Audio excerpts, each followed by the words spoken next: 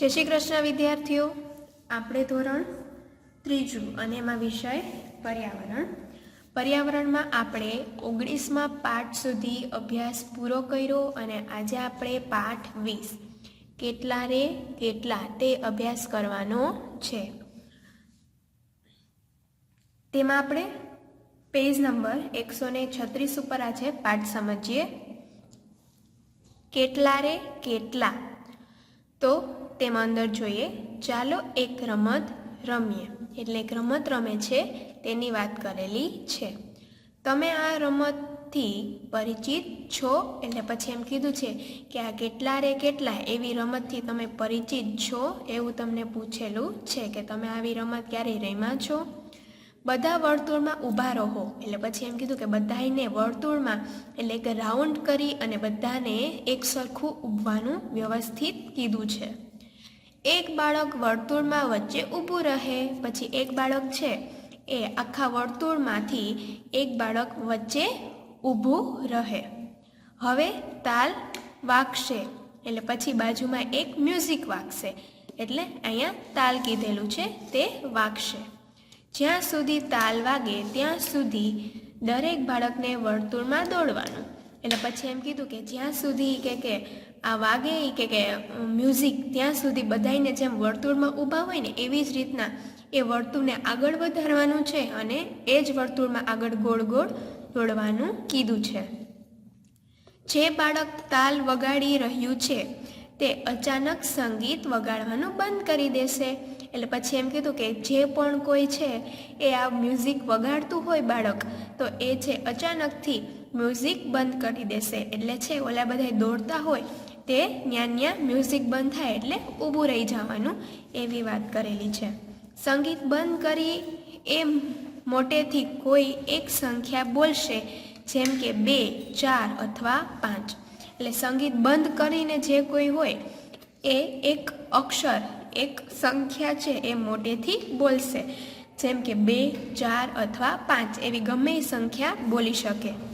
जे संख्या बोलाय तेटली संख्यामां बाळको जूथ बनावशे। एटले पछी जे संख्या बोलाववामां आवे के 5 तो एक जूथ बनाववानुं, 5 जणानुं एक जूथ बने। एम बोल्या के 3 तो 3 जणा बधा बाळकोए भेगुं थई अने जूथ बनाववानुं कीधेलुं कहेवानुं होय। जेम के अचानकथी ए बोले के 2 तो 2 जणाए भेगुं ऊभी जवानुं, एवी रीतना जूथ बनाववानुं कीधुं छे। जे संख्या बोलाय तेटली संख्यामां बाळको जूथ बनावशे।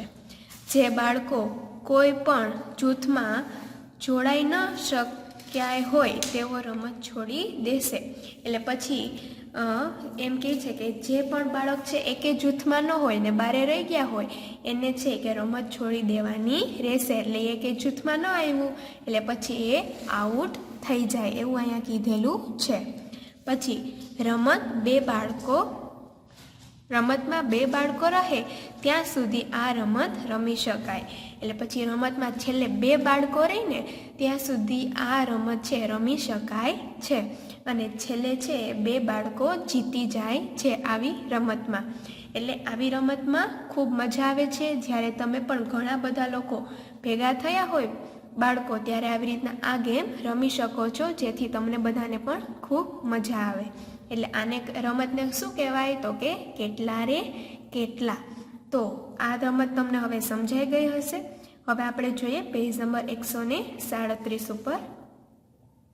एना पछी छे पेज नंबर 137 उपर आपेलुं छे આપણે બધા એકલા રહેવાના બદલે લોકો સાથે રહેવાનું પસંદ કરીએ છીએ।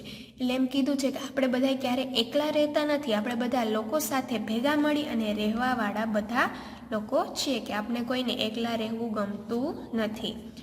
આપણે હંમેશા જૂથમાં રહીએ છીએ, એટલે આપણે બધાય હંમેશા જૂથમાં રહીએ છીએ, એટલે એક સાથે બધાય રહીએ છીએ।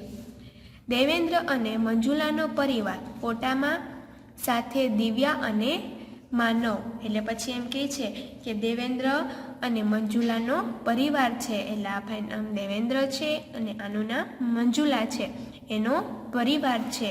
અને આ ફોટામાં બીજો આ 2 કોણ છે તો કે દિવ્યા છે અને માનવ છે।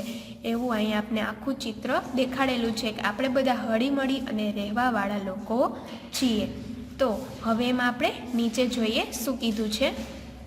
એના પછી કીધું છે આ બધા લોકો એકબીજા સાથે કેવી રીતે જોડાયેલા હશે. એટલે પછી એમ કીધું કે આ બધા લોકો જે એકબીજા સાથે કેવી રીતના જોડાયેલા હશે તેની વાત કરેલી છે.